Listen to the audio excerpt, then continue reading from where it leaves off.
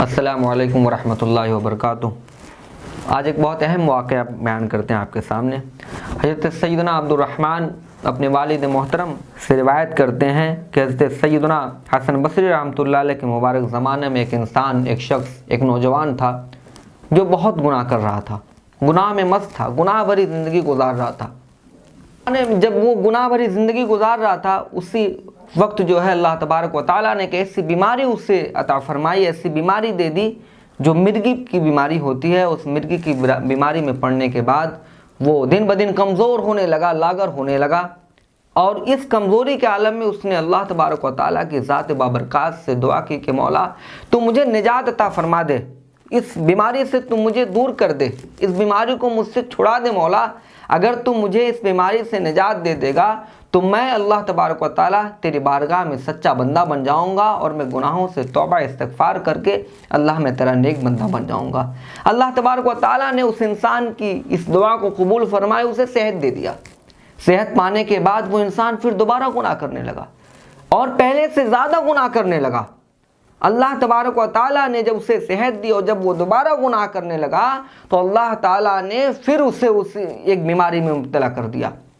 پھر وہ اللہ کی بارگاہ میں عاجز و انکساری کرنے لگا، گڑ گڑانے لگا، رونے لگا کہ اے مولا، اے اللہ مجھے بخش دے، مجھے تو صحت دے دے، اس بیماری کو مجھ سے دور کر دے، اے اللہ میں وعدہ کرتا ہوں کہ میں اب تیرا نیک بندہ بن جاؤں گا۔ اللہ تعالیٰ نے پھر اسے صحت بخشی، دوسری مرتبہ اللہ نے صحت دی، دوسری مرتبہ صحت پانے کے بعد پھر وہ اسی کیفیت میں آ گیا۔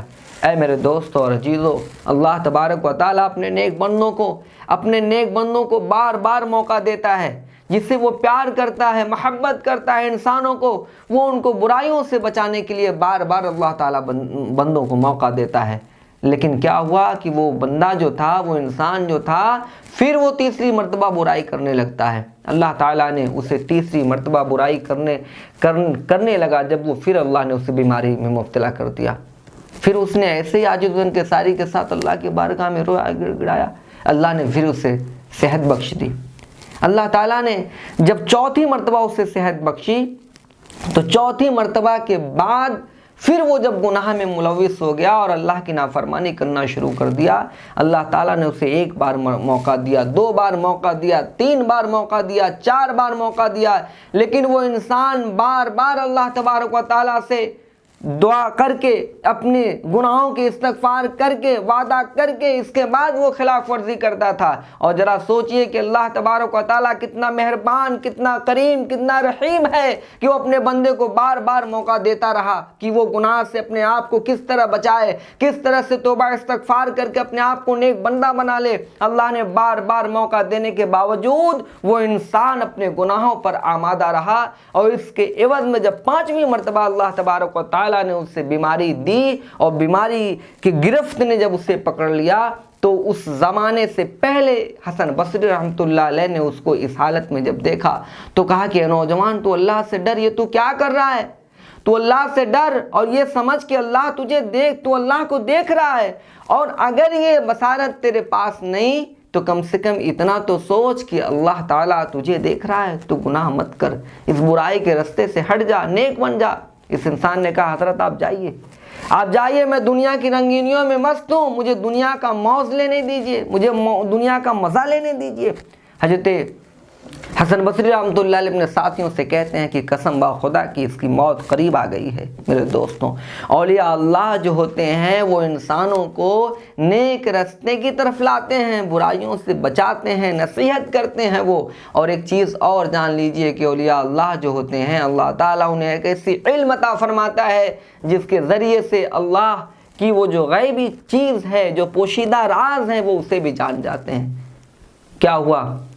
جب وہ انسان پانچویں مرتبہ جب اللہ کی نافرمانی کرنے لگا تو اللہ نے جب گرفت میں لیا اسے، تو اب وہ ایک دم لاچار ہو گیا، مجبور ہو گیا، آہو جاری کرتا، آہو بکا کرتا، اللہ کی بارگاہ میں روتا، گڑ گڑاتا، لیکن اللہ تعالیٰ نے غیب سے ندا کی کہ میں نے تجھے ایک نہیں، دو نہیں، پانچ مرتبہ موقع دیا، لیکن تو ہر بار اپنے وعدے پہ جھوٹا نکلا، ہر بار تو نے اپنے وعدے کی خلافی کی۔ یہ بات سن کر کے وہ بہت خاموش اور مایوس ہو گیا۔ یہ زمانے کی جب اس طرح سے وہ بیمار ہوا تو اس کا نوجوان بھائی آتا ہے اور کہتا ہے کہ حضرت چلیے، میں اسی نوجوان کا بھائی ہوں، اسی گنہگار کا بھائی ہوں جو آج نزاع کی حالت میں ہے اور وہ بہت ہی پریشانی کی حالت میں ہے، اس کی روح نکلنے والی ہے، آپ اس کو چلیے، اس کی عیادت کو چلیے، اسے دیکھیے۔ حضرت حسن بصری رحمۃ اللہ علیہ اپنے ساتھیوں سے کہتے ہیں چلو اٹھو، جاتے ہیں، دروازے پہ دستک دیتے ہیں اور کھٹکھٹاتے ہیں، کنڈی ہلاتے ہیں۔ کنڈی ہلانے کے بعد اندر سے آواز آتی ہے، کون؟ کہتے ہیں کہ میں حسن بصری۔ اس کی ماں کہتی ہے کہ آپ کیوں میرے دروازے پہ چلے آئے؟ بولے میں تیرے بچے کو اس کی عیادت کے لیے آیا ہوں، اس کو دیکھنے کے لیے آیا ہوں۔ کہتے ہیں ٹھیک ہے، اسے دیکھنے کے لیے آئے ہیں، آئیے اندر آتے ہیں۔ کہتے ہیں نوجوان سے کہتے ہیں کہ تو رو گڑ گڑا اللہ تبارک و تعالیٰ کی بارگاہ میں آہو بکا کر اور اس سے معافی مانگ، اللہ بڑا رحیم و کریم ہے، تجھے بخشنے والا ہے، تجھے بخش دے گا، تجھے معاف کر دے گا۔ وہ بندہ کہتا ہے کہ مولا، اس اللہ نے میرے اوپر بہت کرم کیا، اس اللہ نے میرے اوپر بہت رحم کیا، اس نے ایک نہیں چار مرتبہ مجھے معاف کیا، لیکن اے اللہ میں نے ہر مرتبہ اس کی نافرمانی کی، اس کے اللہ کی ہم نے نافرمانی کی، بار بار گناہ کرتا رہا، اس بار اللہ مجھے نہیں معاف کرے گا۔ حضرت یہ بات سن کر کے حضرت حسن بصری رحمۃ اللہ علیہ کہتے ہیں کہ اٹھو، اپنے ساتھیوں سے کہتے ہیں چلو، اٹھ کے چلے جاتے ہیں اس کے گھر سے۔ وہ نوجوان کہتا ہے کہ اے میری ماں، کیا اللہ کی رحمت سے نا امید ہو گئے؟ حضرت ابراہیم حسن بصری رحمۃ اللہ علیہ اللہ کی رحمت سے، اللہ کے رحم سے، اللہ کے کرم سے کیا وہ نا امید ہو کر چلے گئے؟ اے میری ماں، وہ نا امید ہو گئے؟ نہیں، میرا مولا تو وہ ہے جو بڑے بڑے گنہگاروں کو معاف کرنے والا ہے، بڑے بڑے مکاروں کو معاف کرنے والا ہے، وہ بڑا رحیم ہے، بڑا کریم ہے۔ اے میری ماں، اللہ ضرور بخشنے والا ہے۔ اے میری ماں، میں وصیت کرتا ہوں، جب میری روح نکل جائے اور میں انتقال کر جاؤں تو میرے گلے میں رسی کا پھندا ڈالنا اور پھندا ڈال کر کے گھسیٹنا، میرے منہ پہ خاک اور مٹی پھینکنا اور کہنا، اللہ تبارک تعالیٰ کی بارگاہ میں دعا کرنا کہ وہ میری مغفرت فرما دے۔ اے میرے دوستوں، یہ وصیت کرنے کے بعد وہ بندہ انتقال کر جاتا ہے۔ اس کی والدہ جو تھی، اس کی ماں جو تھی، کیا کرتی ہے؟ اپنے بچے کو وصیت کے مطابق اس کے گلے میں پھندا ڈالتی ہے، رسی ڈالتی ہے اور اسے گھسیٹتی ہے اور اس کے منہ پہ مٹی پھینکتی ہے، خاک پھینکتی ہے۔ کہتی ہے اللہ رب العزت، جس طریقے سے تو نے حضرت ایوب علیہ السلام کی بیماری سے تو نے نجات عطا فرمائی، جس طریقے سے اے مولا تو اپنے گنہگار بندوں پہ رحم و کرم فرماتا ہے، اے مولا تو میرے اس بچے پہ بھی تو رحم فرما، اس بچے پہ بھی تو کرم فرما۔ اللہ تبارک و تعالیٰ کی بارگاہ میں جب اس ماں نے رو رو کر کے گڑ گڑا کر کے دعا کیا اور کہا کہ اے مولا، یہ میرا بچہ گنہگار ہے، سیاکار ہے، مکار ہے، لیکن اس کے باوجود میں اس کی ماں ہوں، میں اسے بخشتی ہوں، اسے معاف کرتی ہوں، تو اللہ ہے، 70 ماؤں سے زیادہ محبت کرنے کی بات کرتا ہے، 70 ماؤں سے زیادہ تو اپنے بندوں سے پیار کرنے کی بات کرتا ہے، تو کس طریقے سے اپنے اس بندے کو نہ معاف کرے گا؟ اس ماں کی فریاد، اس کی دعا کو سن کر کے اللہ کی رحمت جوش میں آتی ہے اور اللہ تبارک و تعالیٰ کیا کہتا ہے؟ ندا دیتا ہے غیب سے کہ میں نے اس نوجوان کو بخش دیا، اس نوجوان کو ہم نے معاف کر دیا۔ اور یہی بات حضرت حسن بصری رحمۃ اللہ علیہ کو بھی سنائی دیتی ہے اور آپ آتے ہیں، آپ اس نوجوان کے جنازے میں شریک ہوتے ہیں۔ میرے دوستوں، کیا پتہ چلا؟ پتہ یہ چلتا ہے کہ اللہ کی رحمت سے کسی کو نا امید نہیں ہونی چاہیے۔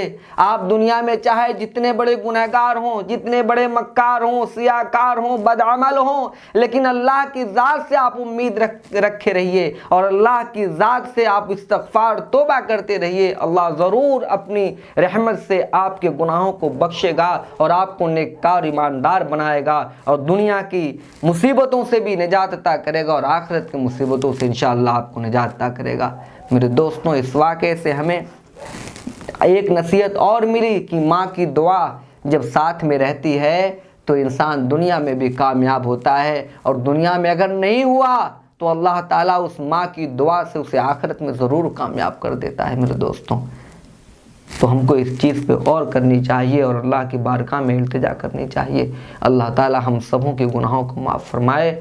وآخر دعوانا ان الحمد للہ رب العالمین۔ السلام علیکم ورحمۃ اللہ وبرکاتہ۔